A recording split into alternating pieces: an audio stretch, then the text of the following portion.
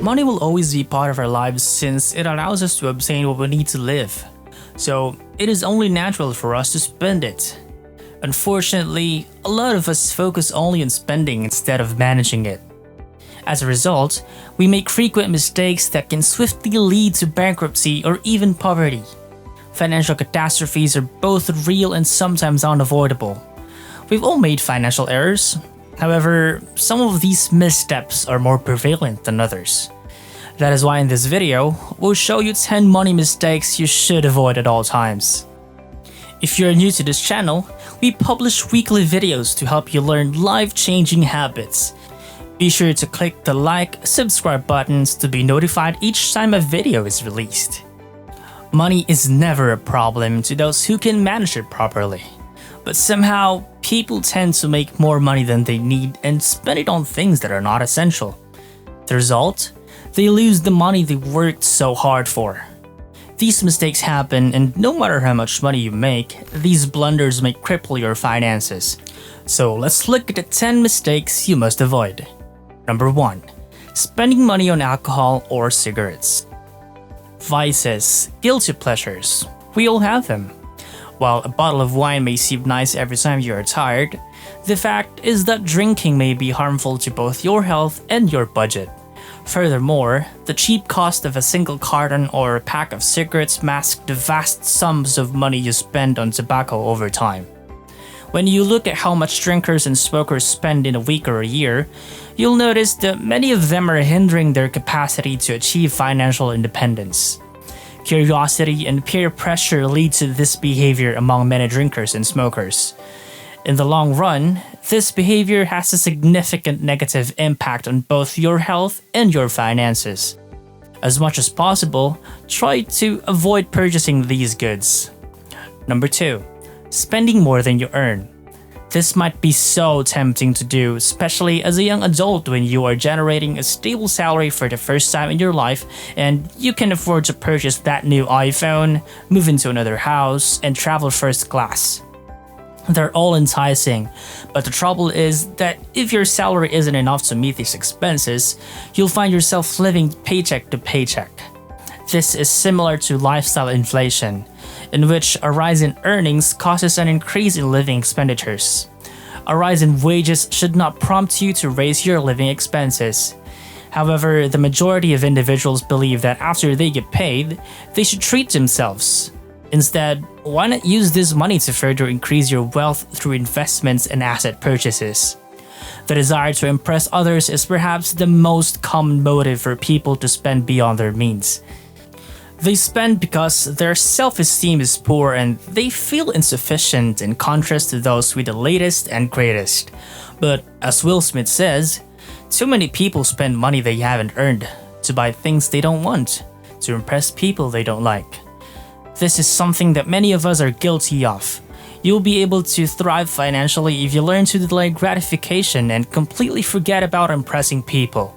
Most people you're trying to impress won't show up at your funeral. Another source of overspending is social media. People strive to spend a lot of money in order to appear wealthy without actually being wealthy. For example, an entrepreneur who was told he'd never make it big could buy a flashy automobile when he makes his first major sale to prove he made it. It's a never-ending quest to impress people. There will always be people to compete with or show off to. You have no right to eat a $100 meal at a fine restaurant every day if your monthly salary is only $2,000. Create a budget and keep track of your expenditures to avoid spending more than you earn. Number 3. Not investing wisely. Investments may be risky, and many individuals put their money into items based on recommendations from friends or a strong belief that the prices of famous stocks will continue to rise.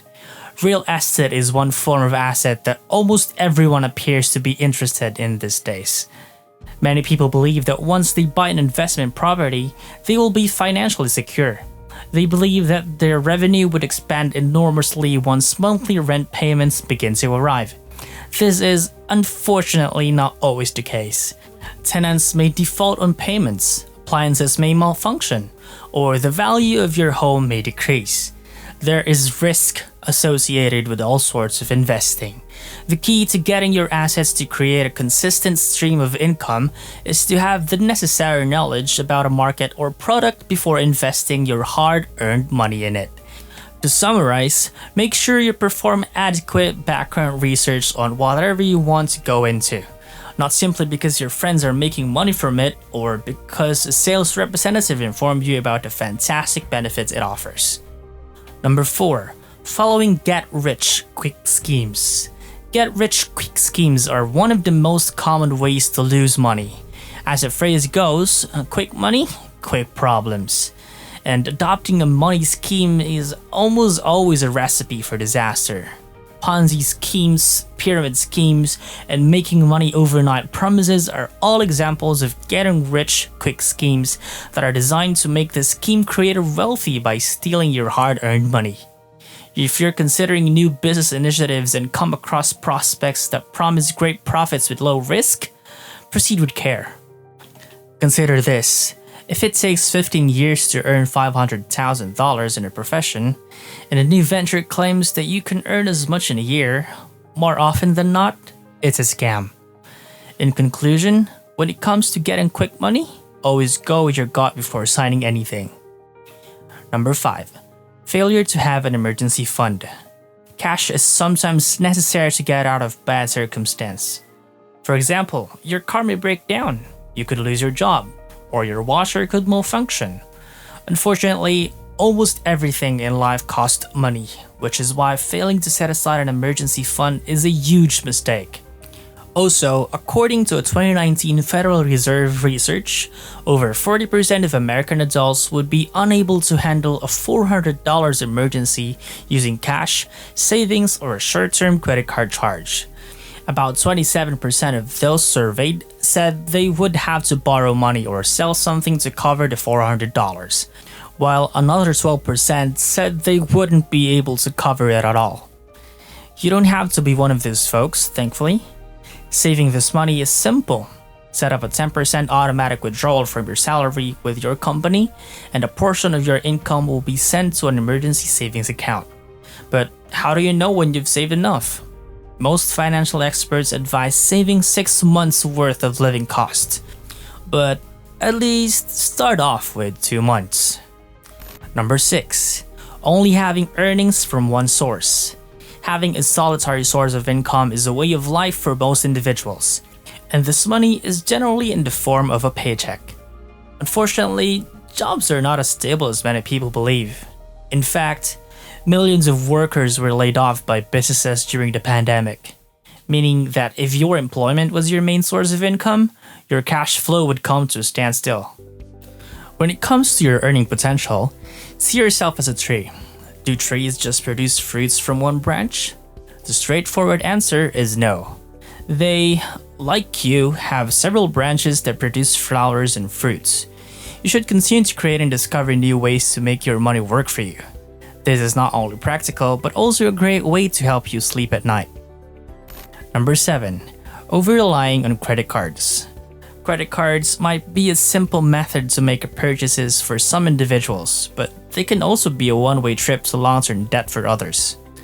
Although credit cards are necessary for some business applications, depending on them excessively might lead to financial catastrophe. Credit card use encourages spontaneous purchases by instilling in you the belief that you can afford anything with a simple swipe.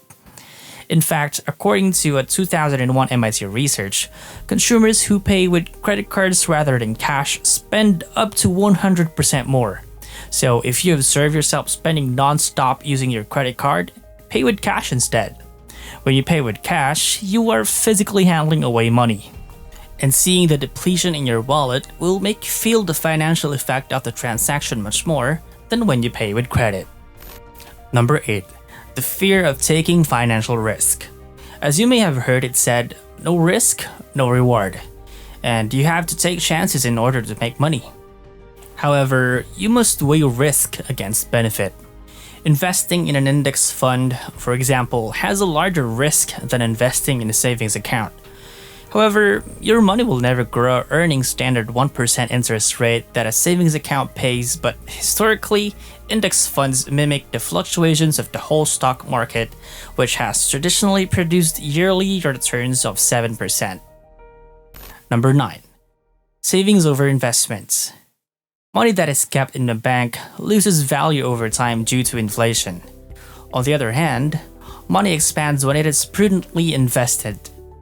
It is as easy as that. We indicated in mistakes number 8 that being afraid to take financial risk is a mistake. People who are afraid to take chances will save all of their money and eventually toss it on the road. Only save enough money in your savings account to cover your living needs and a cash emergency reserve. To summarize, you must save to invest rather than save for the sake of saving. And number 10. Only having one bank account. For several reasons, having only one bank account is problematic. Having only one bank account makes managing your money quite tough. You must store all of your emergencies, bills, and savings in one place if you only have one bank account. Then, if you overspend, you run the danger of not having emergency funds or bill money on hand when you need it. This is why having 3 bank accounts is a great idea. One account can be set aside for emergency funds in case something goes wrong, another for day-to-day costs, and a third, which we like to refer to as a play account. Your play account is where you'll put money for fun or vacation. And if you want to go even further, you should create an untouchable account. This account may be used as savings account to which monthly paycheck deductions are sent, allowing you to automate your saving process and develop your wealth over time. Many people have a number of financial goals. It might be as small as getting a new phone or as big as buying a house. You may prioritize funneling your money into multiple buckets to assist you achieve your objective in a more regulated manner by using different bank accounts. Tell us in the comments what ways you have found to save. Thanks for watching!